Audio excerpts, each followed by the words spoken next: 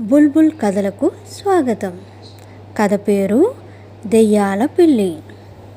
ఒక ఊరిలో ఒక అందమైన అమ్మాయి ఉండేది.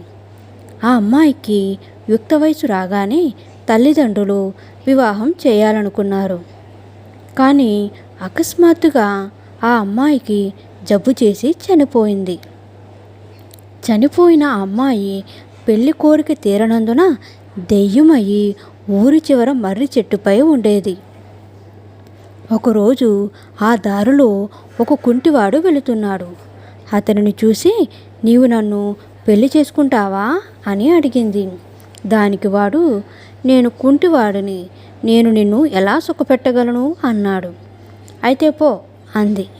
మరుసటి రోజు అదే దారిలో ఒక గుడ్డివాడు వెళుతుండగా చూసి అదే ప్రశ్న వేసింది.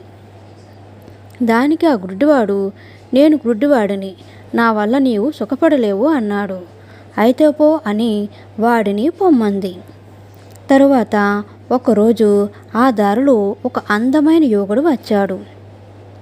అతనిని ఏదో విధంగా పెళ్లి చేసుకోవాలని భావించింది. అతడు అన్ని విధాలా తనకు జోడు అనుకుంది. అతనిని ఆపి, నీవు నన్ను పెళ్లి చేసుకుంటావా, లేదా కాదంటే నేను నిన్ను చంపేస్తా అంది. దానికి ఆ యువకుడు, అలాగే, నీకంటే అందగత్తె నాకు ఎక్కడ దొరుకుతుంది అని వెంటనే అమ్మాయిని పెళ్లి చేసుకున్నాడు. పెళ్ళైన మరుక్షణం ఆ అమ్మాయి దెయ్యంలాగా మారిపోయింది. అది చూసి ఆ యువకుడు, అరే, నీవు కూడా నాలాగా దెయ్యానివేనా అంటూ తాను దెయ్యంలా మారిపోయాడు. కథ నచ్చినట్లయితే లైక్ చేయండి, షేర్ చేయండి, సబ్స్క్రైబ్ చేయండి. Thank you so much.